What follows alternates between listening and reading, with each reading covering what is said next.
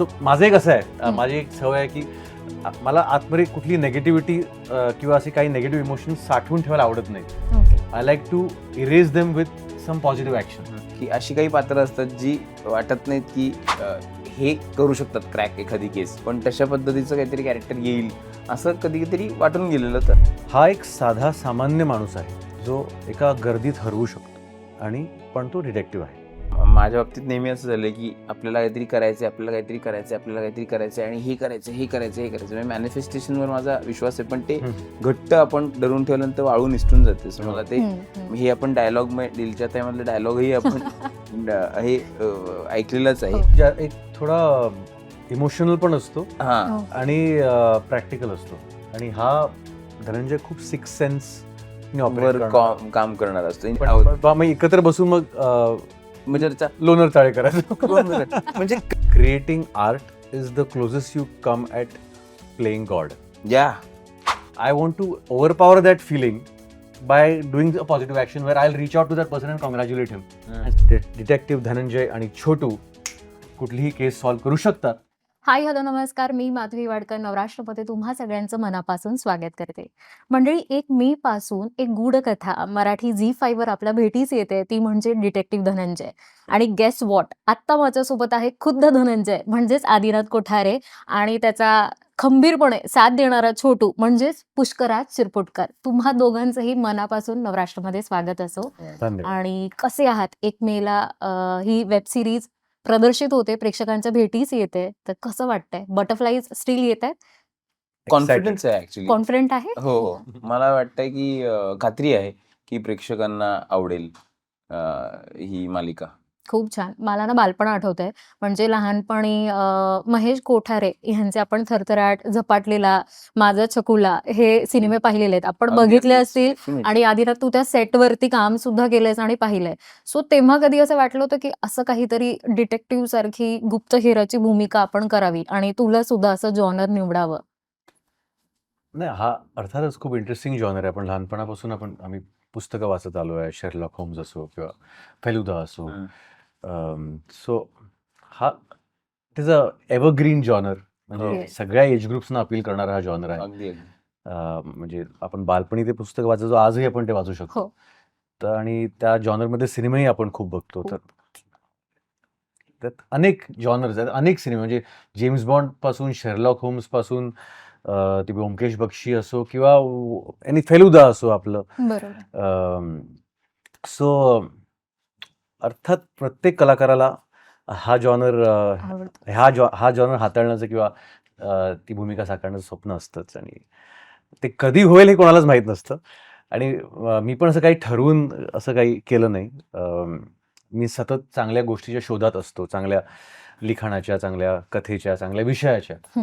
तर असं शोधत तो शोध चालूच असतो ना आपला. आणि त्या शोधात मी एकदा बाबुराव अर्नाळकरांची काही पुस्तकं वाचली. त्यात मला धनंजय हे कॅरेक्टर मला गवसलं आणि मग मी म्हटलं की हे राईट्स मिळवले पाहिजेत आपण.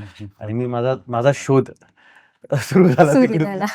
आणि मी माझी डिटेक्टिव्हगिरी तिकडून माझी सुरू झाली की राईट्स कशी मिळवायचे. आणि मी तर वैजयंती अर्नाळकर त्यांची नाथ, तर ती मुंबईत असते, पण तिचा कॉन्टॅक्ट होत नव्हता. माझा जो एक मध्यस्थी करणारा जो माणूस होता, त्यांनी मला सांगितलं की त्यांच्या घरात आत्ताच काहीतरी प्रॉब्लेम झालाय. Somebody someone near by passed away. तर तुम्ही आत्ता कॉन्टॅक्ट न करू, 1 महिन्यानंतर कॉन्टॅक्ट करा. तर मी 1 महिन्याचे चुकून माझे 2 महिने झाले आणि मी कॉन्टॅक्ट केलं तर मला कळलं की ते राईट्स गेले. आणि ते राईट्स कोणी घेतले तर श्रीरंग गोडबोले, इंडियन मॅजिक आयने घेतले राईट्स. अरे रंगा दादा यार, चलो ठीक आहे. असं खूप झालं. आधी खूप असं रागबिग झाला. यार हातून निघून गेले राईट्स. पण मी स्वतःला शांत केलं. ठीक आहे, ओके, रंगादादाच आहेत, आपलेच आहेत. त्यांना फोन करून. सो माझं एक असं आहे, माझी एक सवय आहे की मला आतमध्ये कुठली नेगेटिव्हिटी किंवा असे काही निगेटिव्ह इमोशन्स साठवून ठेवायला आवडत नाही. I like to erase them with some positive action. म्हणजे जर फॉर एक्झाम्पल मी काहीतरी असं बघितलं आणि असं माझं एक फिलिंग आलं की मला का नाही असं हे मिळालं, तर I want to overpower that feeling by doing a positive action where I'll reach out to that person and congratulate him and say ki well done yaar. And I mean it. ते मनापासून मी ते करतो. तर त्या प्रोसेसमध्ये it's a very cleansing thing also and it also it's एक inspiration पण मिळतं, एक मोटिवेशन पण मिळतं की आपण पण हे करू. तर रंगादादा खूप चांगले मित्र पण आहे आणि त्यामुळे मी रंगादादाला फोन केला की रंगादादा कॉंग्रॅच्युलेशन्स, तुला राईट्स मिळाले. मी पण चेस करत होतो, पण इट्स ओके, पण तुला काही मदत लागली तर सांग, मी आहे. मग रंगादादा बोलले की अरे असं का विचारतोस, ये भेट मला, आपण काहीतरी मिळून करूया एकत्र. Very good. मग आम्ही भेटलो आणि मग तिथून हा प्रवास सुरू झाला. खूप छान. पुष्कराज, मी तुला म्हणेन आपण लहानपणी अनेकदा खेळलो असू असे हे डिटेक्टिव्हचे गेम, आणि डॅमिट हे तर आपलं झालंच असेल. तर काही आठवणी असं लहानपणी कधी वाटलं होतं की जर अभिनय आणि ह्या क्षेत्रात आलास तर हे जॉनर हवंय, म्हणजे इथे काहीतरी काम करायचं ह्या जॉनरमध्ये? 100% वाटायचं या अशा पद्धतीचं. आणि मग जेव्हा मी असं मोठं होत असताना असं वाटायचं की आपल्याला बघून असं कोणी कास्ट करणार नाही. कोणीतरी काहीतरी छडा लावणारं वगैरे इन्स्पेक्टर किंवा छडा लावणारा काहीतरी डिटेक्टिव्ह असं आपल्या वाटायला येईल असं वाटत नाहीये. पण त्याची ही गंमत वाटायला लागली काही-काही याच्यातनं की की अशी काही पात्रं असतात जी वाटत नाहीत की अ, हे करू शकतात क्रॅक एखादी केस.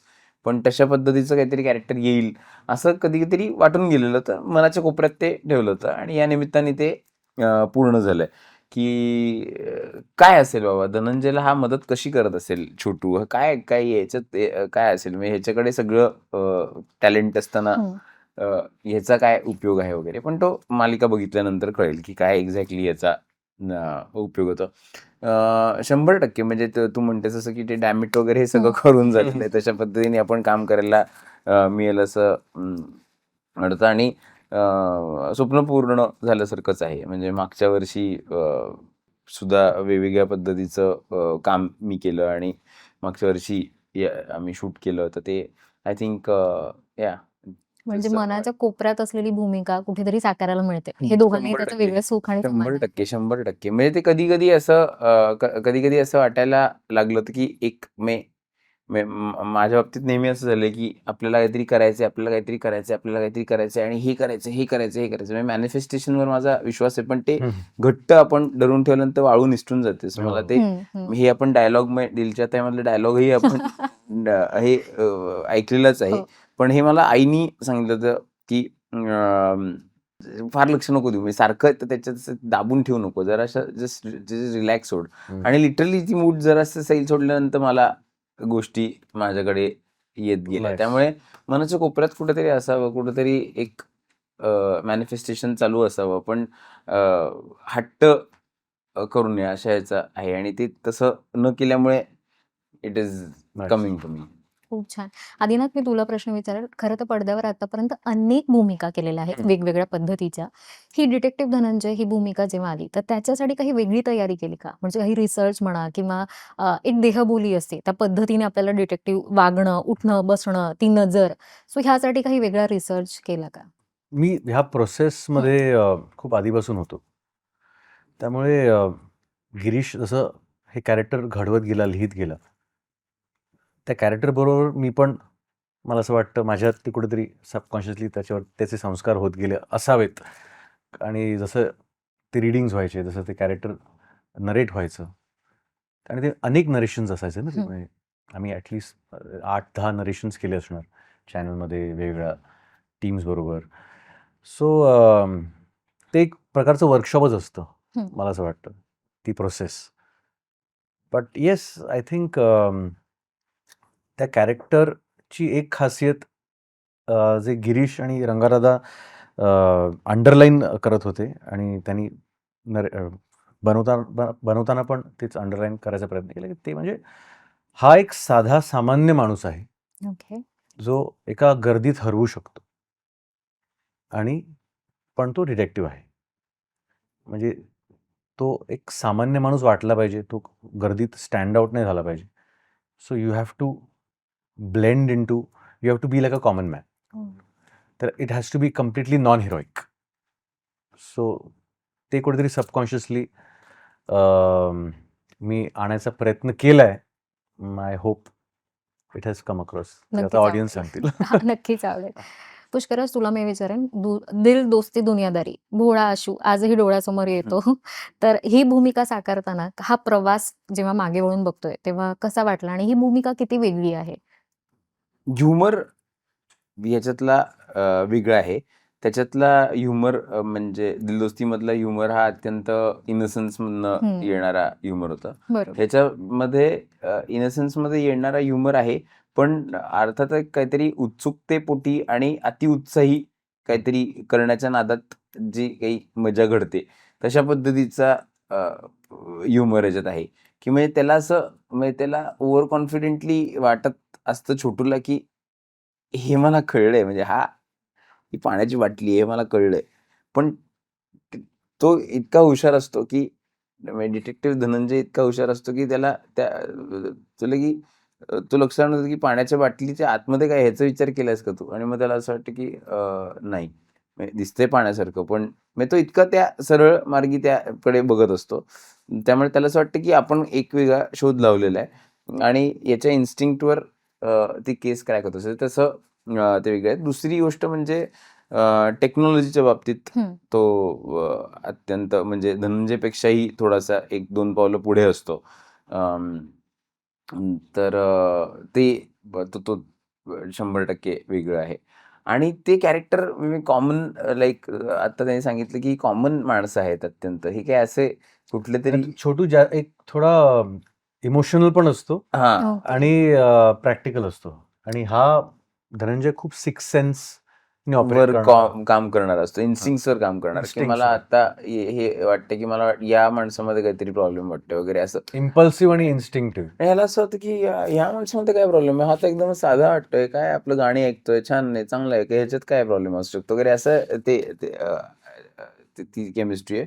पण त्यांचं बॉन्ड तो म्हणतो तसं इमोशन्स तिथे येतात, की ही is very emotional about that bond. Practically म्हणजे त्याला म्हणजे इकडे खून झाला, तिकडे खून झाला. हां, चला केस शूट केस शोधायची आहे, म्हणजे खुनी शोधायचं आहे वगैरे हे सगळं होतं. बट धनंजयच्या बाबतीत he is very, very emotional आणि positive. That's a very funny chemistry that we cracked म्हणा, की ती लेखनातनं आली, दिग्दर्शनातनं आली आणि आदिनाथला पण त्याचं क्रेडिट आहे, की ते ऑटोमॅटिकली केप्ट ऑन रिस्पॉन्डिंग आणि आम्ही दोघी असा काहीतरी वेगळंच काहीतरी केमिस्ट्री आम्ही डेव्हलप केली. म्हणजे ही धनंजय आणि छोटूची केमिस्ट्री ऐकली. पण आदिनाथ आणि पुष्कराज ह्यांची ऑफ स्क्रीन केमिस्ट्री कशी आहे? ॲब्सोल्युटली ब्रिलियंट आहे. मी आत्ता सांगतोय आणि मी प्रत्येक ह्याच्यात हे वाक्य नेहमी बोलणार आहे. ही is very much the most genuine person, actor that I have worked with. Producer that I have worked with. आणि सगळ्यात गंमत म्हणजे आदिनाथकडे बघून किंवा आदिनाथ बद्दल लोकांचं असं परसेप्शन असू शकतं, की बाबा हा सिरियस असू शकेल किंवा ह्याचा हा वेगळं काहीतरी राहत असेल, शूट नंतर कधी भेटत नसेल लोकांना वगैरे असं असेल. माझ्या बाबतीतल्या मी जे कॅरेक्टर्स केले त्यात मी तर फनी उडाणटप्पू टाइमपासच करत असेल, हा म्हणजे मज्जा करत असेल, जोक्स करत असेल असंच परसेप्शन आहे. बट आम्ही पहिले 1-2 दिवसातच वी फाउंड आउट, की आम्ही दोघंही असे म्हणजे की शूट झाल्यानंतर रेस्टॉरंटमध्ये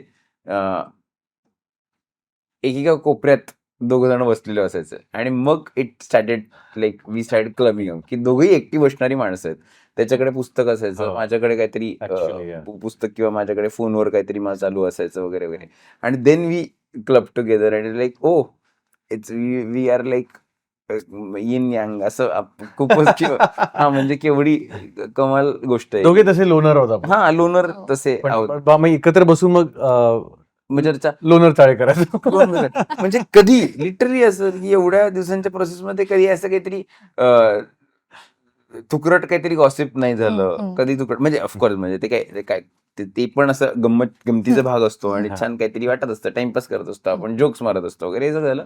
पण इतकं कन्स्ट्रक्टिव्ह वातावरण सतत एक असतं इतकं या पद्धती. आणि असं नाहीये की ते कन्स्ट्रक्टिव्ह असताना स्ट्रेसवालं आहे. That constructive conversation use to actually release a stress, release stress. की नवीन काहीतरी करायचंय. मला एक वाक्य फार तो मस्त त्यांनी सांगितलं मला. आम्ही दोघं बसलो होतो आणि मी त्याला म्हणत होतो, की मी डिरेक्ट सुद्धा करतो आणि मी थोडं लिखाण पण करतो आणि मी हे डिरेक्ट केलंय. तर म्हटलं, "हो, मला माहित नव्हतं अजिबातच, कोणालाच माहिती नव्हतं." आणि इतकी फनी गोष्ट आहे, की 2015च्या आधीपर्यंत जे माझे मित्र होते, म्हणजे आधीचे जे सगळे मित्र होते, त्यांना कधी वाटलं नाही मी अभिनय करेन, मी दिग्दर्शनच करेन असंच वाटत होतं. आणि 2015 नंतरच्या सगळ्या लोकांना असं माहितीच नाही की मी दिग्दर्शक, व्हॉट ते दिग्दर्शनचा काय संबंध आहे वगैरे, असं ते झालं. आणि मग ते बोलतो, तो म्हणला की काय भारी आहे वगैरे वगैरे. आणि मग मी त्याला काहीतरी प्रोसेस सांगत होता आणि आदिनाथ म्हणाला की दिग्दर्शन आणि अभिनय कधी एकत्र केलंयस का वगैरे. तर मी म्हटलं की नाही. म्हणलं ती जी किक मिळते ना पुष्कराची, दॅट इज जस्ट. आणि मला असं झालं की जस्ट ओपन माय आईज. मी म्हटलं की यार विचार करायला पाहिजे या सगळ्या गोष्टींचा. हे काय काय वाटत असतं, काय लेवलचं. कारण you are going through immense stress.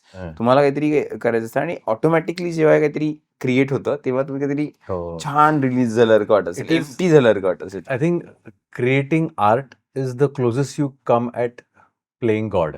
या म्हणजे या कारण तुम्ही एक डोक्यात एक आयडिया येते तुमच्या, बरोबर. ती आयडिया तुम्ही कागदावर उतरवता, मग ती लोकांना कन्व्हिन्स करता त्याच्यावरती, मग सगळे लोक तुमच्याबरोबर जॉईन होऊन ती आयडिया कागदावरची प्रत्यक्षात आणण्याचा प्रयत्न करतात, मग ती उतरते पडद्यावर आणि मग ते तुम्ही जगासमोर आणता. ह्यात खूप सारे चान्सेस आहेत ऑफ सक्सेस अँड फेल्युअर.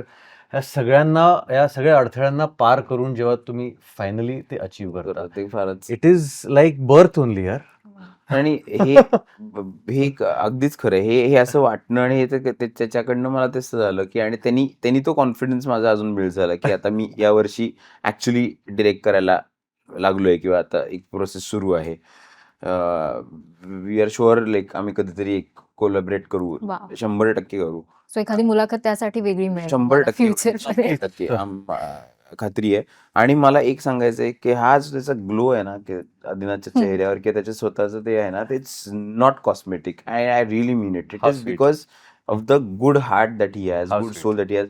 म्हणजे आमची ओळख झाल्यापासून प्रत्येक प्रोजेक्टचा ज्याचा मी पार्ट आहे त्याच्याबद्दल त्यांनी प्रत्येक वेळी मला कॉंग्रॅच्युलेट केलंय. प्रत्येक वेळी he is just wished so well for me. आणि it is very uncommon. Believe in this industry full of insecurity. Yeah. सगळ्यांना एकमेकांबद्दल वाईटच वाटत असतं. त्यामध्ये असं काहीतरी माणूस एक्झिस्ट करतो is a blessing to the how industry. Sweet. I think मी म्हणून म्हणजे सिमिलर वाईब वाले तुम्ही दोघं एकमेकांना, मैत्री ही तुमच्या दोघांची 100% झाली असेल. हो हो हो. आदिनाथ, खरं तर म्हणजे तू निर्माता सुद्धा आहे, उत्कृष्ट अभिनेता आणि त्यासोबत निर्माता सुद्धा. तर एक क्रिएटिव्ह माइंड म्हणून काय वाटलं की दिस वॉज द राईट टाइम की जिथे हा डिटेक्टिव्ह धनंजय OTT प्लॅटफॉर्मवर यावा? बऱ्याच गोष्टी आपल्या हातात नसतात, ते घडत जातात. आपण फक्त करेक्ट. इच्छाशक्तीने आपण काहीतरी प्रयत्न सुरू करतो. ते कुठल्या प्लॅटफॉर्मवर येईल, त्याची फिल्म होईल का वेब सिरीज होईल, ते जस्ट इट्स एक प्रवाह असतो. त्याच्यामध्ये आपण तो कुठे तुम्हाला घेऊन जाईल तुम्हाला कळत नाही. कारण त्यात बरेच अडथळे पण असतात. कारण बजेट इश्यू असतो. मग ऑडियन्स बेस, आता मराठीचा OTT वरती, Marathi is building their audience base Yes. हळूहळू. So there are very few digital platforms जे ॲक्च्युली मराठी कॉन्टेंट बनवत आहेत. एक सोनी लिव्ह आहे आणि एक आता झी आहे. नेटफ्लिक्स आणि Amazon मी ऐकून आहे की ते करणार आहेत आता, असं मी ऐकलं आहे. हो. But I don't know that officially eight. But त्यामुळे वेब सिरीज मराठीत असे फार ऑप्शन नाही आहेत. आणि त्यामुळे ते सगळं योगायोग सगळं जुळत गेलं आणि ते घडलं असं मला वाटतं. पण this was the right time you feel की आता हा It detective happened. Dhananjay right time. Right time is when it happens. या राईट टाइम. ओके, एक रॅपिड प्रश्न विचारते हा. काही तुम्हाला. डिटेक्टिव्ह धनंजय जर का एका शब्दात ह्या सिरीज बद्दल सांगायचं असेल तर काय असेल प्रेक्षकांसाठी? एका शब्दात हा, जर डिटेक्टिव्ह धनंजय म्हणजे काय मिळेल बघून प्रेक्षकांना ह्यातून इन वन वर्ड? थ्रिल. हे 25 मिनिटाचे 7 एपिसोड आहेत. हो. तर किती मिनिटं झाली? खूप मिनिटं आली यार. मॅथ्स नको करायला वाटतं. 25 into 7 किती झाले? 25 into 7. किती यार 175. 175 मिनिटं. तुम्हाला बस. दुसरं काहीच करावंसं वाटणार नाही, ह्याची मी तुम्हाला गॅरंटी देतो. महेश सरांकडनं दोघांना काही फीडबॅक मिळाला आहे का, आदिनाथ स्पेशली? हो, महेश कोठारेंचा, माझ्या वडिलांचा feedback was the first feedback आम्हाला मिळाला. जो खूप महत्त्वाचा होता. कारण मी मगाशीच म्हणालो की हा जो जॉनर आहे, सस्पेन्स जॉनर आणि डार्क ह्युमर जॉनर, हे 2 जॉनर हाताळताना, क्रिएट करताना आपली ऑब्जेक्टिव्हिटी निघून जाते. आपल्याला एका पॉईंट नंतर कळत नाही की हे वर्क होते की नाही, कारण आपल्याला सगळं माहीत असतं ऑलरेडी. तो पंच पण आपल्याला माहित असतो, एक ती सस्पेन्सचा ट्विस्ट पण आपल्याला सगळं माहित असतो. त्यामुळे आपला सरप्राईज एलिमेंट निघून गेलेला असतो आणि आपली डोपामिन स्पाइक होत नाही ते बघताना. आपण जस्ट एक आपल्याला सगळं माहिती फ्लॅटली बघत असतो. त्यामुळे आपल्याला एका पॉइंट नंतर कळते, जजमेंट आपली हे होऊन जाते की आता हे वर्क होतंय की नाही. मग आपण त्यात अजून शार्प करायला जातो कधी कधी की नाही बाबा हे जास्त बोरिंग होईल का, हे होईल का. So it's a very difficult genre to handle. पण ते आपल्याला तेव्हाच कळतं जेव्हा ऑडियन्सची रिॲक्शन येते. आणि आमचा जो फर्स्ट कट झाला रेडी, एडिट म्हणजे शूट करून आम्ही आलो आणि फक्त एक लाईनअप रेडी केला आमच्या एडिटरनी, मयुरेशनी. आणि त्याचा पहिला ऑडियन्स होता माझे वडील. आणि त्यांनी बघून पहिलं श्रीरंग गोडबोलेंना फोन केला, रंगा गोडबोलेंना, आणि सांगितलं की कॉंग्रॅच्युलेशन्स, मी कुठल्या एपिसोडवर थांबू नाही शकलो. I had to go ahead and watch all the episodes. So that's an achievement. तिथे आमचा सगळ्यांचा जीव भांडत पडला. थँक्यू. खूप छान वाटलं तुमच्या दोघांशी संवाद साधून. जाता जाता नवराष्ट्राच्या आपल्या प्रेक्षकांना ह्या डिटेक्टिव्ह धनंजय साठी काय सांगाल? 1 मेला आणि म्हणून आम्ही आलो केस सोडवायला, पण सॉल्व करायला. पण 1 मेला डिटेक्टिव्ह धनंजय ही वेब सिरीज येते आहे झी5 ह्या प्लॅटफॉर्मवर. नक्की बघा. डिटेक्टिव्ह धनंजय आणि छोटू कुठलीही केस सॉल्व्ह करू शकतात ह्याची आम्ही तुम्हाला गॅरंटी देतो. आणि ह्याचं उदाहरण म्हणजे रहस्य जाल ही वेब सिरीज. थँक्यू.